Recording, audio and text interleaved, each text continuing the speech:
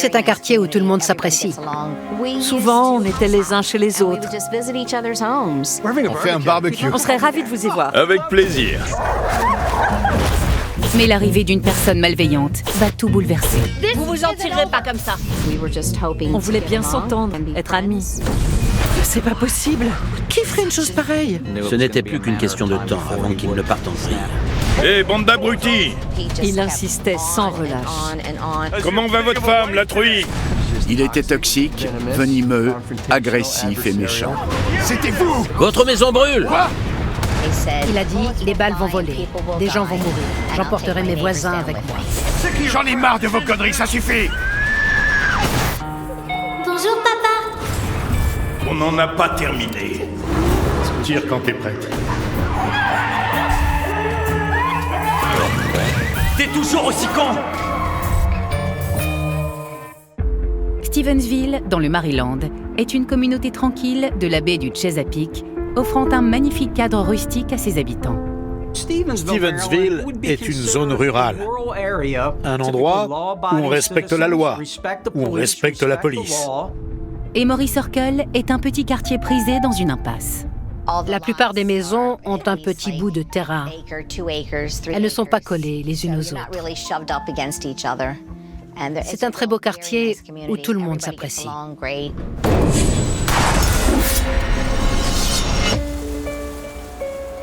Je pense que le joint a lâché. On dirait bien quoi. Eh ben, vous êtes prêts à ouvrir un garage, les mécanos? Mark et Diane Xender se sont installés ici il y a 7 ans avec leurs enfants, Christopher et Jason, ainsi que leur fidèle chien, Lena. En 1990, on a fait construire notre maison et on a emménagé. On était très fiers. Diane est assistante de direction dans une banque, tandis que Mark gère sa propre société de nettoyage de voitures. On s'est rencontrés au lycée. J'ai toujours eu un gros faible pour lui. Un jour, Mark a proposé de réparer ma voiture et ça a marqué le début de notre relation. Il me faisait tourner la tête. On était très heureux. Joe et Barbara Seya vivent à 2 pas de chez eux. Salut! Salut, quoi de neuf? On fait un petit tour? On adore la neige. Oui, on aimait la région et on adorait le lotissement. C'était l'endroit idéal pour élever des enfants. Toujours partant pour le barbecue? Carrément. Oui. J'ai hâte de manger vos burgers. C'est pas grand-chose. On faisait des barbecues où on allait les uns chez les autres. Tous ceux qui vivaient là-bas étaient géniaux. C'était un endroit vraiment très tranquille, très agréable à vivre. Super, Parfait. à plus tard. Au revoir. Bonjour, Linda.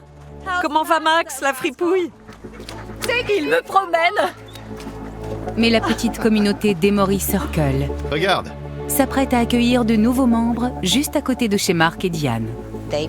Ils se sont garés et Mark et moi avons décidé d'aller leur dire bonjour. Allons nous présenter.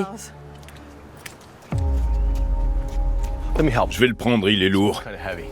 C'est bon. T'es sûr? Oui, ça va. D'accord. Charles Richter se fait surnommer Pete. C'est un ancien agent de police devenu agent de sécurité. Sa femme Barbara est boulangère. désolé de vous déranger, on voulait vous dire bonjour. On habite à côté. Enchanté. Charles, mais tout le monde m'appelle Pete. Et moi, c'est Barbara, sa moitié. Leurs 2 grands-enfants ayant quitté le nid, Pete et Barbara investissent leur nouvelle maison pour préparer leur retraite. Monsieur Richter était turbulent, bruyant et agressif. Mais on s'est dit qu'il était seulement content d'emménager. On a hâte de passer notre retraite dans cette région si belle et si calme. Mais cette tranquillité laissera place à une violence tragique. Il a quasiment avoué que c'était lui et son ami. Espèce de brute! C'était vous! Pour l'instant, la seule chose qui pourrait inquiéter les nouveaux voisins, c'est parfois la musique un peu forte. Il nous a dit qu'il travaillait de nuit. Mark et moi, on s'est regardés.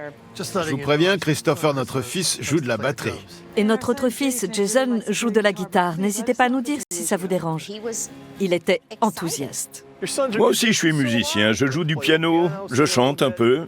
Il nous a raconté qu'il avait des amis avec qui il jouait de temps en temps. Il faisait des concerts pour des personnes âgées. J'aime déjà cet endroit. On fait un barbecue. Tous les voisins seront là. Oui, venez, c'est à 18h, on serait ravis de vous y voir. Avec plaisir. Super, à tout à l'heure. J'ai hâte. À plus tard. C'est pas génial? De nouveaux amis. Oui. On voulait bien s'entendre, être amis. C'était nos voisins d'à côté. On voulait que tout se passe bien. Les travaux de Pete et Barbara avancent bien, jusqu'à ce qu'ils fassent une découverte troublante.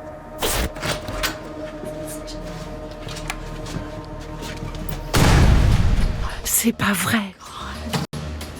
La maison des Richter a été vandalisée. Qui ferait une chose pareille? C'est pas possible.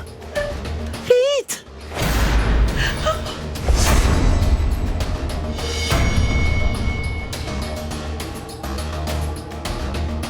Je vais m'en occuper.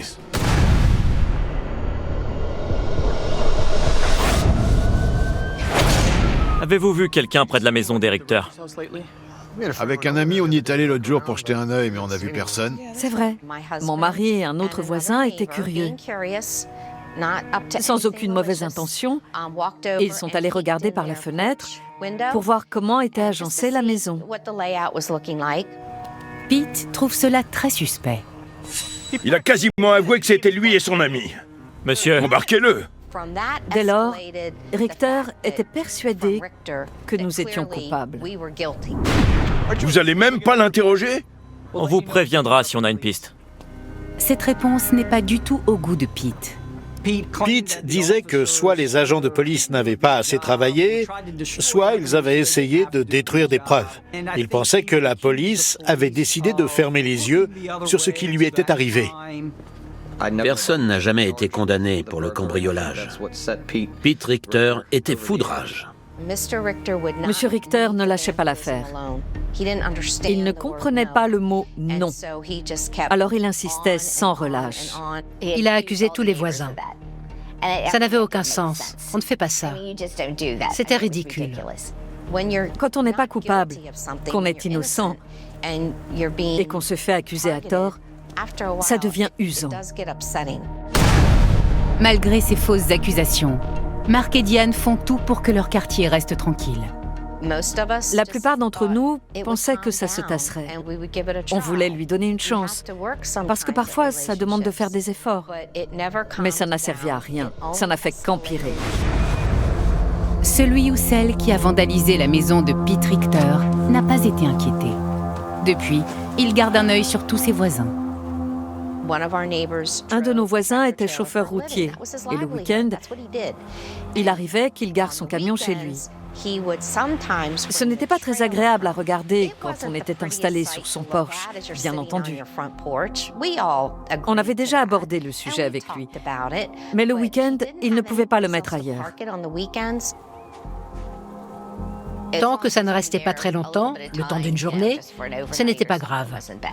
Mais pour Pete, hors de question d'avoir ça sous les yeux. Il est là depuis des jours. On dirait qu'on vit dans une décharge. On devrait appeler la fourrière. Oh, doucement, Pete. C'est le camion de notre voisin.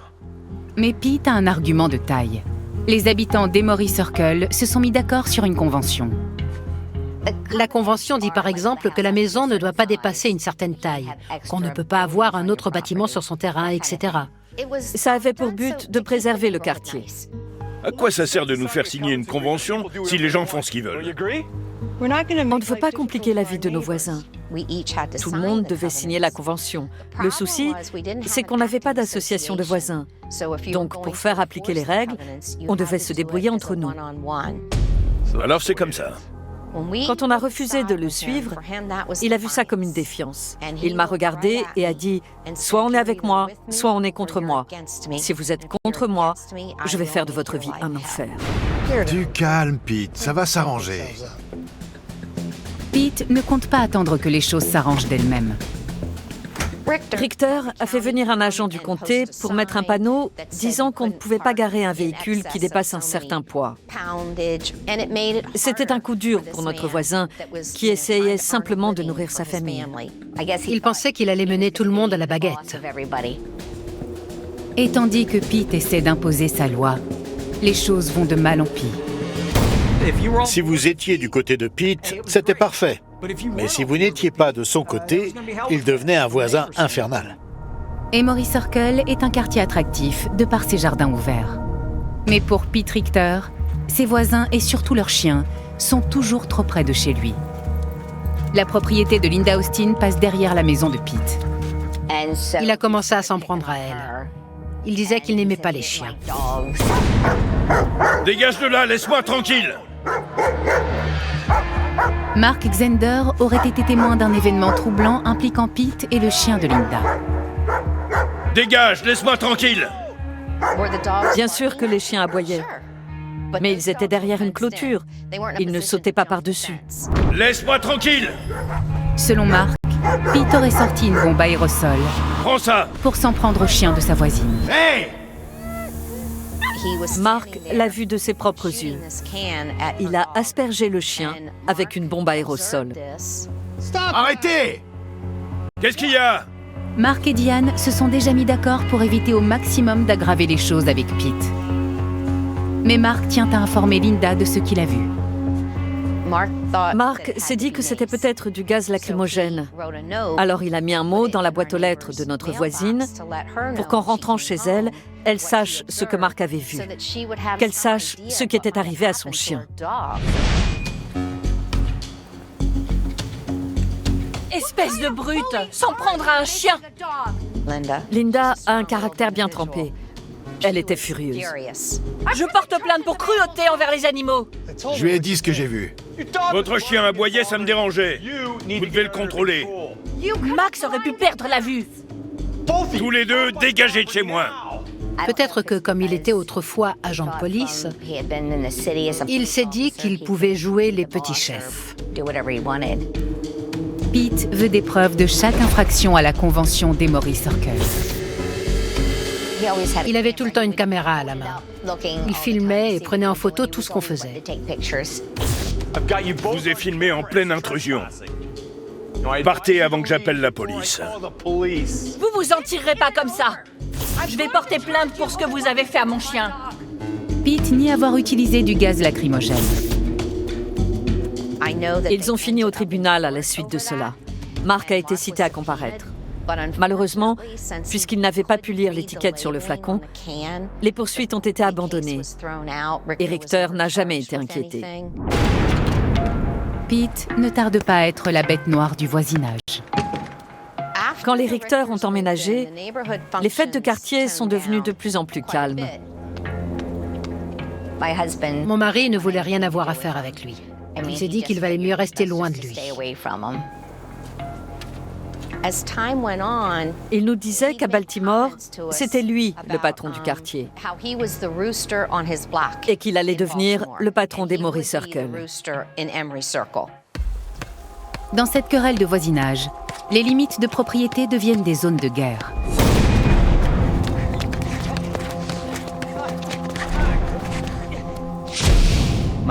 Mon frère et ses copains jouaient au basket. Il n'aimait pas les garçons, car il jouait au basket. Il n'aimait pas le bruit de la balle qui rebondit. Le panier de basket était installé très près de la limite de leur terrain. Alors il se plantait là avec sa caméra. Il attendait que le ballon atterrisse chez lui. Les Richter n'attendaient que ça. Ce n'est qu'une question de temps avant que l'inévitable n'arrive. Le ballon a rebondi sur le panier et a atterri chez lui. Ça suffit!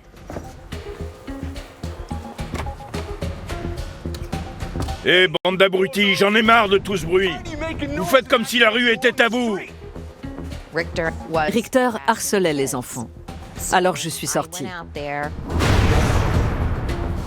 Tout ce qui a atterri chez moi est à moi. Il disait, si vous venez la récupérer, c'est une violation de propriété. Laissez-les tranquilles. Arrêtez de jouer les rabat-joie. J'ai dit, si le ballon arrive chez vous et que vous voulez le garder, faites-vous plaisir. Mais laissez les enfants jouer. Il voulait prendre le dessus sur les autres, et si on lui tenait tête, il n'aimait pas ça. Dégagez! On se disait que si on restait loin de cet homme, il finirait par nous laisser tranquilles, qu'il lâcherait l'affaire, qu'il arrêterait. Mais on a eu tort. Chaque jour qui passe, Pete surveille de près la limite entre son terrain et celui d'Exander. Il avait un grand terrain, et ça le rendait totalement obsédé par son territoire.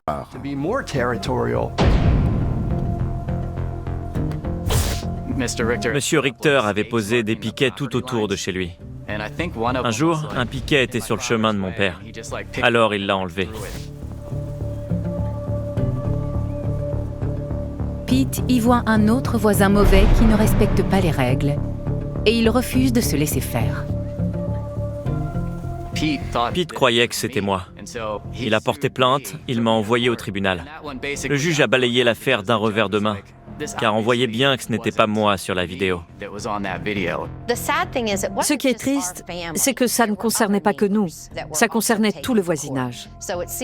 Richter passait sa vie au tribunal. Il voulait que tout soit jugé. Il aimait aller au tribunal, le côté affrontement des poursuites judiciaires. Ça ne faisait qu'alimenter la rage de M. Richter. Ça n'a fait que mettre de l'huile sur le feu. Et ce que Pete Richter sait le mieux faire, c'est souffler sur les braises. En tant qu'agent de sécurité, il travaillait la nuit. Avant de partir, il restait assis dans sa voiture 10 ou 15 minutes et il allumait ses phares, pile en face de nos fenêtres.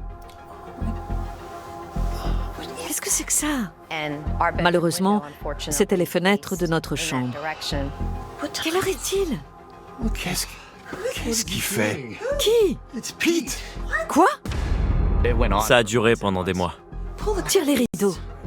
Ignore-le. Recouche-toi. Puis il allait chez les autres voisins et s'arrêtait devant leur allée. Il venait chez nous et éclairait notre maison avec ses phares. J'ai appelé la police et ils m'ont dit qu'ils ne pouvaient rien faire tant qu'il n'avait rien fait de mal. J'ai dit, il essaie de nous intimider, mais il n'y avait rien à faire tant que personne n'avait été blessé. Une fois de plus, les Xander subissent en silence. Qu'est-ce qu'on pouvait faire pour l'empêcher de nous détester comme ça? On essayait de se faire tout petit, mais il n'y avait rien à faire. Il suffit d'un rien pour déclencher une nouvelle explosion de rage chez Pete Richter. Oui, mon fils jouait. Et oui, on pouvait l'entendre jouer même quand la porte du garage était fermée. Malheureusement, notre garage était à la limite de leur propriété. Il m'entendait jouer de la batterie. Et ça ne lui plaisait pas du tout. C'est censé être un quartier tranquille. J'ai proposé de leur prêter de l'argent pour que ça cesse. Il voulait que mes parents insonorisent le garage. Mais ils n'en avaient pas les moyens. Il a bientôt fini, ne fais pas de scène. Pete, non. Reviens.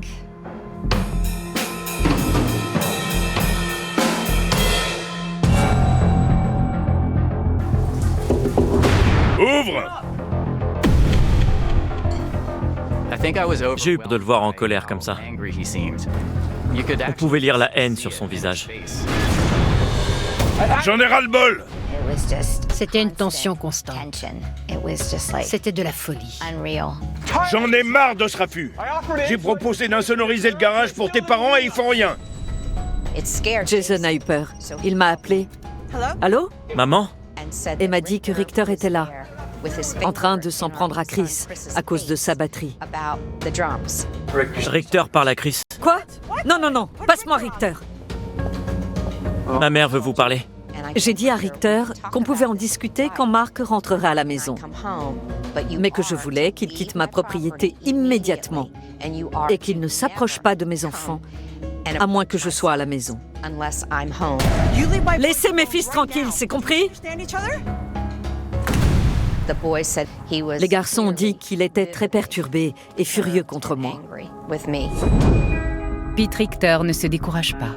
Monsieur Richter a porté plainte au civil contre ses voisins parce que le garçon Xander jouait de la batterie. Le procès a duré 1 semaine avec un jury. Monsieur Richter réclamait 40 000 $ et le jury nous a déclarés en violation de la réglementation sur les nuisances sonores et a accordé 5 000 $ à Richter. Mais le juge a estimé que mon fils pouvait continuer à jouer de la batterie à condition de respecter certaines limites horaires. La famille a fait tout ce qu'elle pouvait pour ne rien avoir à faire avec cet homme. Elle a essayé de ne pas le provoquer de quelque manière que ce soit. Il voulait vivre tranquillement, mais c'était difficile. Il était tellement mauvais. Si Mark taillait des arbres et en faisait le tour, Richter hurlait parce qu'il était sur son terrain. Pete a instauré un climat d'agitation constante. Les Xander ne sont pas les seuls à souffrir des obsessions de Pete. Mon fils avait un petit buggy. Il n'était pas immatriculé, mais il le testait dans notre jardin. Et il a fait un petit tour sur la route. Ce n'était pas la départementale ou l'autoroute, mais on a fini au tribunal pour ça. C'était ridicule. Il l'a vu sur la route sans plaque. Je crois que Monsieur Richter a poursuivi quasiment tous ses voisins en justice. Que ce soit pour une infraction civile, une affaire d'animaux, ou parce qu'ils n'entretenaient pas leur jardin comme il le fallait. Ils trouvaient toujours un prétexte pour aller au tribunal. Dans tout le quartier, Pete est une présence menaçante constante. Joshua, tu as passé une bonne journée? Pas trop. Pourquoi? Il suivait mon fils. Il le harcelait. Il lui faisait peur. On lui a dit de ne jamais passer devant cette maison et de ne jamais poser le pied sur son terrain. Éviter Pete est presque impossible. La vie à Emory Circle est de plus en plus angoissante. Belle journée, hein, Mark? Il entamait la conversation et se mettait à filmer en essayant de pousser les gens à bout pour qu'ils s'en prennent à lui. Comment va votre femme, la truie? Il allait jusqu'à m'insulter. Il faisait tout pour pousser Mark à bout. Viens, Lena, on rentre. Il espérait que Mark s'en prenne à lui. Mais Mark n'a jamais rien fait. Dans cette situation tendue, Pete est toujours en état d'alerte. Il a dit que quelqu'un avait jeté des clous dans son allée. Et comme lorsque sa maison a été vandalisée, Pete pense que les Xander en sont responsables.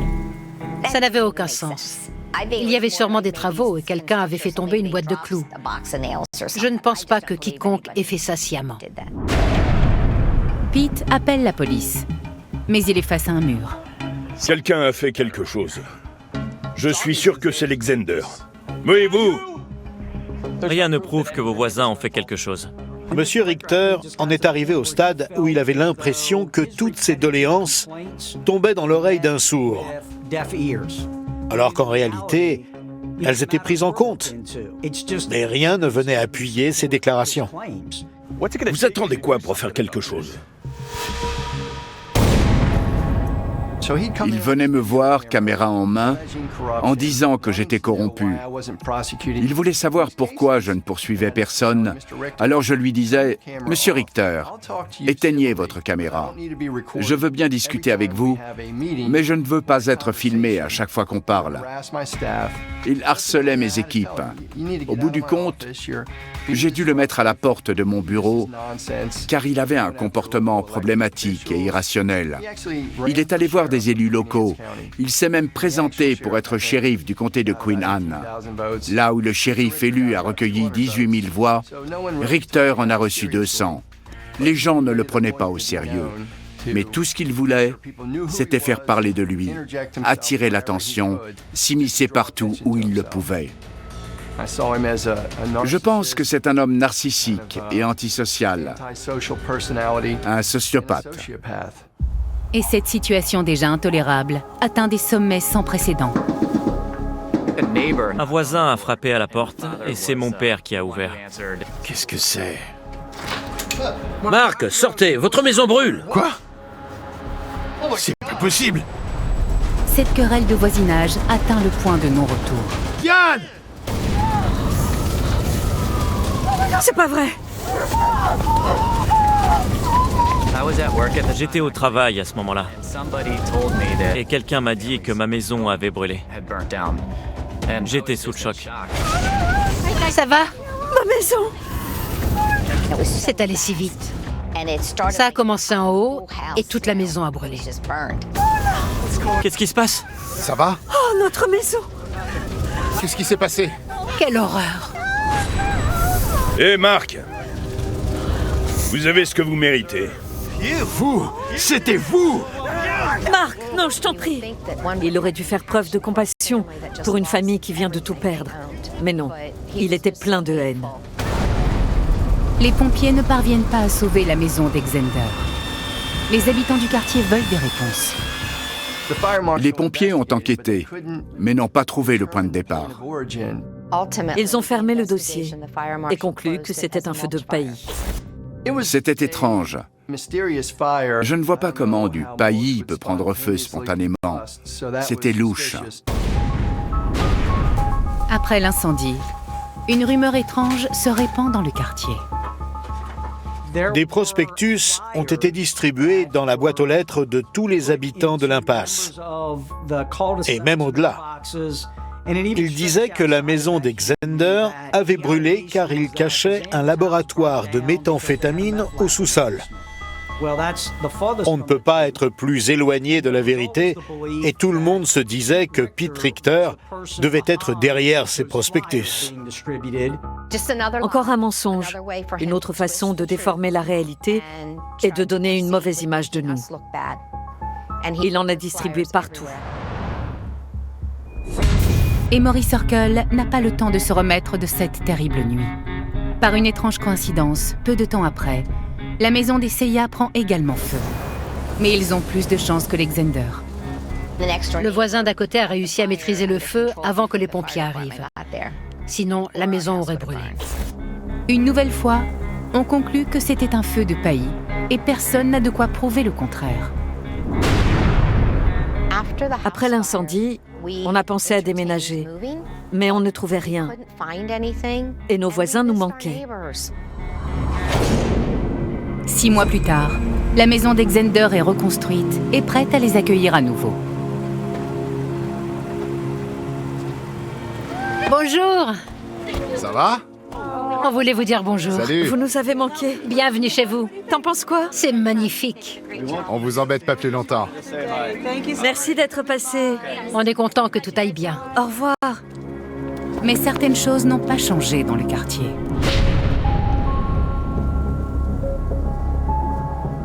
Quand on s'est réinstallé chez nous, Richter était toujours en guerre avec les autres habitants. Il avait de nouveaux souffres-douleurs. Ignore-le. Les garçons, on y va.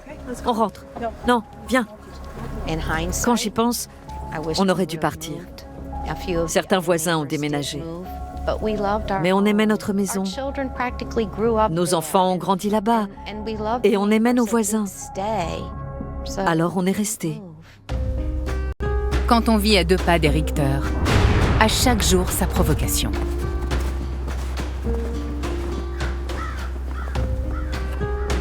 Lena, notre chienne, avait disparu, alors mon père est allé la chercher.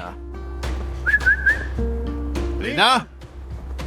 Je ne sais plus pourquoi la chienne est allée là-bas. Je crois qu'elle courait après un lapin. T'es où? Marc entend les aboiements de Lena dans le garage de Pete. Pete. Monsieur Richter l'avait attrapée et enchaînée et avait appelé la fourrière. Pete! Ça va pas la tête. Laissez mon chien sortir. Votre chien a attaqué ma femme. Il aurait pu la tuer. Impossible. Selon Pete, lorsque lui et sa femme Barbara sont rentrés, le chien d'Exander aurait foncé vers eux.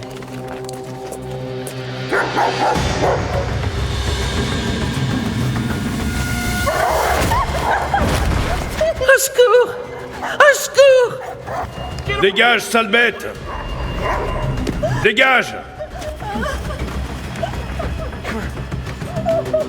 Monsieur Richter prétendait que le chien de son voisin avait attaqué sa femme et l'avait fait saigner du nez. Mais les dires de Pete ne tiennent pas debout. La fourrière est arrivée et a constaté que son nez ne saignait pas. Ils lui ont demandé si ça allait et elle a dit que oui, qu'elle venait de se faire opérer des sinus. Leur version des faits était contradictoire. Ça se voyait qu'il avait complètement inventé cette attaque du chien. Sans surprise, Pete dépose plainte au sujet de Lena. Il nous a traînés au tribunal. Finalement, on m'a seulement dit de faire attention avec mon chien. Ce n'était pas suffisant pour Richter. Il aurait voulu que quelque chose de plus sérieux arrive, qu'on nous oblige à attacher notre chien. Viens, Lena, viens. Regarde, il fait beau, hein? Diane va découvrir que Pete est capable de piéger sa chienne. Mark Xander sifflait d'une certaine façon pour appeler son chien. Et M. Richter avait reproduit ce sifflement et l'utilisait pour attirer le chien chez lui. Et elle a suivi le sifflement. Hé, Lena, c'est pas Mark. Et il y a maintenant une menace bien plus sérieuse. Monsieur Richter avait un pistolet de calibre 22. Il nous l'a fait savoir à plusieurs reprises. Qu'est-ce qu'il y a? Ça va? Non, ça va pas. Pete était armé. Je pense que si Richter s'en prenait tant à Mark, c'est parce qu'il n'était pas armé. Les autres voisins l'étaient. Mais Mark et moi n'avons jamais adhéré à ça. Mark ne chassait pas. Et bien entendu, puisqu'on vivait à côté, on était une cible facile. On devrait peut-être acheter une arme. Non. Pour se protéger. Hors de question. C'est pas la réponse. Je sais ce qu'on va faire. Viens. Diane se tourne vers la justice pour garder son voisin à distance. On a obtenu une ordonnance restrictive. L'ordonnance lui interdisait d'aller chez elle, de la contacter, de la harceler, de lui parler. Mais cette ordonnance ne fonctionne pas si les deux parties ne respectent pas les règles. Il venait toujours à la limite du terrain pour faire des gestes des mains, pour nous insulter. Hé, Xander, si votre chien ou votre famille vient de ce côté, si vous fichez le nez ici, ce sera la dernière fois. Aucune limite de propriété ou ordonnance restrictive ne peut désamorcer la bombe à retardement. Et le pire est à venir. Mark est rentré, m'a embrassé et m'a dit qu'il allait tailler la haie derrière la maison. J'ai dit d'accord, et c'est tout. Il est parti, et le chien l'a suivi.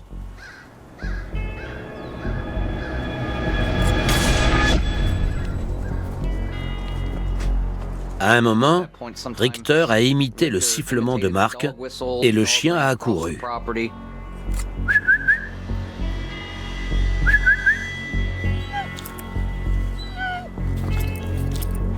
Lena, tu vas où? Il savait que Pete essayait de l'attirer. C'était déjà arrivé. Votre sale clep, c'est encore chez moi, Mark. Mark est allé chercher son chien. C'est là que l'altercation a commencé. Une fois, Richter a dit « Les balles vont voler, des gens vont mourir. J'emporterai mes voisins avec moi. » C'est drôle car quand j'étais dans la cuisine en train de préparer à dîner, quelque chose m'a dit d'apporter une bière à Mark, d'aller voir comment il allait, et lui dire qu'on allait manger tôt. De nulle part. La police était partout. Les pompiers étaient partout.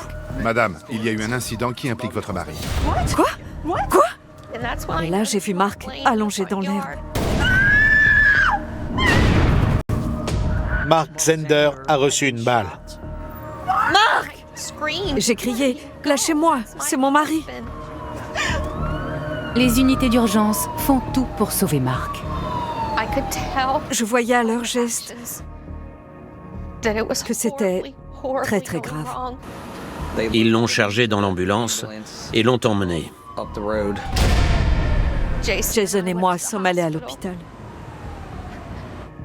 On nous a tout de suite dit que Mark était parti, qu'il n'avait pas survécu.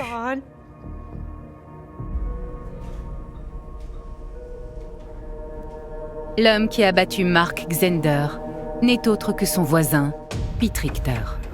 Et c'est lui qui a appelé la police.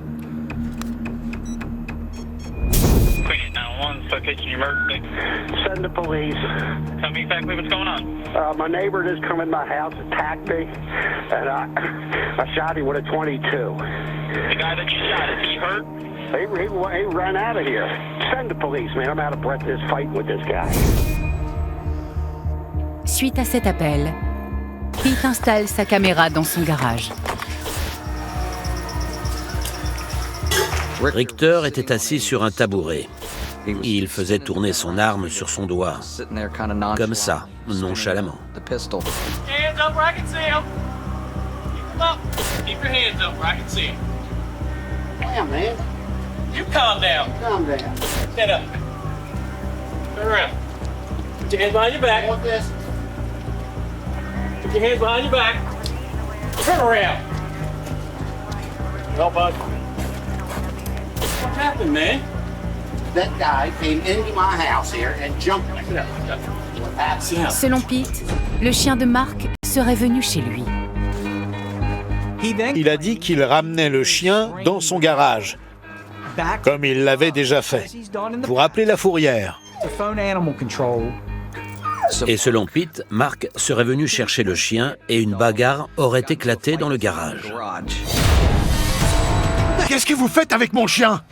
Il attachait le chien dans le garage et s'est fait attaquer par derrière par Monsieur Xander. J'en ai marre de vos conneries, ça suffit! Pete Richter prétend qu'il essayait de lui tirer dans l'arrière-train. C'est ce qu'il a dit.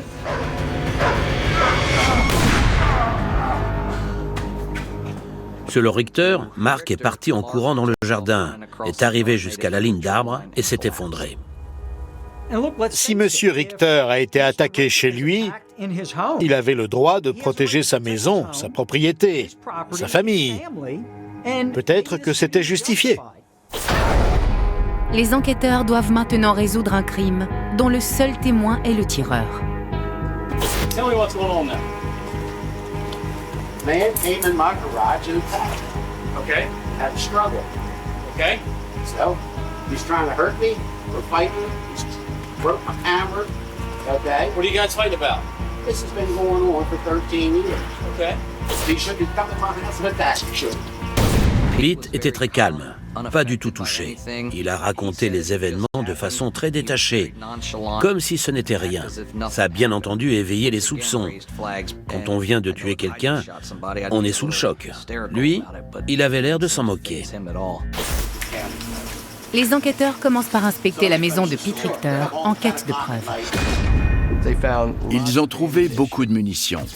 Il avait tout un tas de vidéos des voisins, ce qui prouvait son obsession. Le plus parlant, c'était la photo de la maison brûlée des Xander. En plus, sur la photo, il avait écrit « Les voies du Seigneur sont impénétrables ». Et en bas, tout finit par se payer. Cela prouve qu'ils se délectaient du fait que leur maison est brûlée. La version des faits de Pete tombe vite en lambeaux. Il n'y a ni sang ni trace de lutte dans le garage. Il est impossible que Mark ait été touché à l'intérieur. Il a clairement reçu une balle dans le dos, sur son terrain. Le médecin légiste et les spécialistes ne pensaient pas que Mark ait pu aller si loin avec de telles blessures. Ça contredisait les dires de Pete Richter, selon qui Mark Xander serait sorti du garage et aurait marché jusqu'à son terrain. Il n'aurait pas pu aller si loin. Il était évident que Pete avait abattu Mark de sang-froid et avait essayé de plaider la légitime défense pour s'en tirer. Je pense sincèrement que quand Pete est rentré chez lui ce jour-là, il s'est dit que c'était le moment ou jamais en voyant Mark tailler la haie. Comme il l'avait déjà fait par le passé, il a appelé notre chien.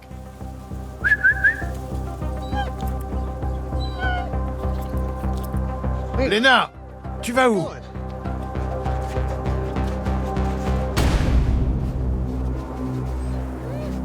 Votre sale Klebs est encore chez moi. Vous n'avez pas le droit d'être ici. Rendez-moi mon chien immédiatement. C'est une menace?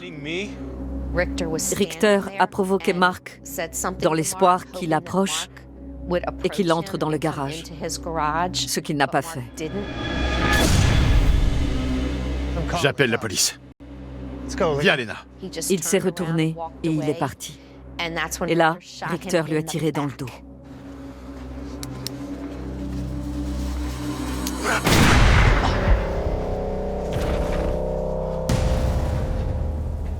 Pour maximiser les chances de condamnation, l'accusation inculpe Pete Richter à la fois pour assassinat, pour meurtre et pour utilisation d'armes à feu pour commettre un acte de violence.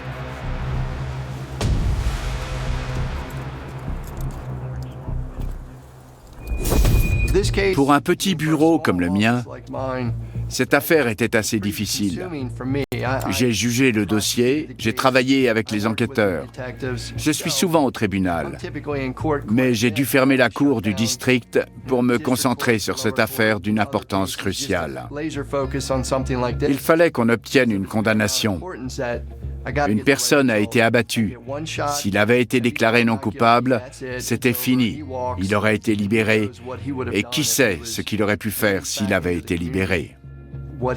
Quel genre de menace il aurait été? Je devais tout faire pour le faire condamner. On a travaillé très dur pour ça. Dieu merci, le jury a vu clair dans son jeu et l'a très vite déclaré coupable de meurtre. Monsieur Richter a été condamné à 20 ans de prison, ainsi qu'à 5 ans de prison pour utilisation d'armes à feu pour commettre le crime. Fidèle à lui-même, Pete Richter ne lâche pas l'affaire. Après le procès, il a fait appel. Sa condamnation a été maintenue en appel, et là, chose assez rare, M. Richter a poursuivi son propre avocat pour assistance inefficace. Finalement, la Cour a déclaré que l'avocat de M. Richter avait fait son travail correctement dans cette affaire. L'audition post-condamnation lui a été refusée. Donc je pense que M. Richter n'a plus aucun recours. Il devra purger sa peine jusqu'à ce que le comité de probation le juge digne d'être libéré, ce qui n'arrivera jamais, je l'espère. La famille Xander et leurs amis trouvent du réconfort dans cette condamnation. Tous pleurent la disparition de Mark. C'était impressionnant de voir comme tout le monde s'est réuni pour soutenir ma famille et rendre hommage à mon père. Ça m'a fait réaliser qu'il y a bien plus d'amour et de soutien dans le monde que de malfaisance. En mémoire de son mari, Diane tente de faire passer la loi de Mark dans la législature du Maryland, afin que les propriétaires d'armes à feu ne puissent récupérer leur permis de port d'armes s'il a autrefois été révoqué. Je veux tout faire pour éviter que la douleur que ma famille et mes amis subissent depuis près de 10 ans ne s'abatte sur une autre famille ou un autre quartier. Je pense sincèrement que si cette loi est adoptée, elle préservera des gens de ce que nous avons vécu. De lourdes questions subsistent sur comment gérer un voisin difficile. Je connais chaque agent de police du comté et quand il y a des problèmes de voisinage, on sait toujours qui est impliqué. J'envoie des ordonnances de restriction pour tuer la chose dans l'œuf et éviter que de telles absurdités arrivent. Quelqu'un aurait-il pu faire quelque chose pour arrêter tout ça? Malheureusement, je pense que non. Et c'est ça qui fait mal. Quand on est humain, c'est difficile à accepter. Vous savez, quand on est dans les forces de l'ordre, notre rôle, c'est de protéger les gens et de mettre ceux qui ne veulent pas respecter les règles face à leurs responsabilités. Pete a refusé de se conformer aux règles et aux lois dès l'instant où il s'est installé ici. Mais rien au monde n'aurait pu éviter cette tragédie et sauver la vie de Mark Zehnder. Et c'est quelque chose qui nous poursuit au quotidien et qui nous ronge un peu plus chaque jour. Au début, il y avait une sorte de torpeur dans l'atmosphère. Des gens ont déménagé, beaucoup de choses ont changé. Mais on est toujours là, Diane est toujours là. J'ai rencontré mon mari à 18 ans. On ne sait rien à 18 ans. Mais on a réussi à rester heureux dans le mariage jusqu'à ce qu'il soit assassiné. On a eu de magnifiques garçons. On se taquinait toujours en disant que si on n'avait rien accompli, au moins on avait élevé 2 êtres humains incroyables. Mon petit-fils adoré, Caleb, est né en 2018. Alors j'ai pris ma retraite. C'est mon rayon de soleil toute ma vie.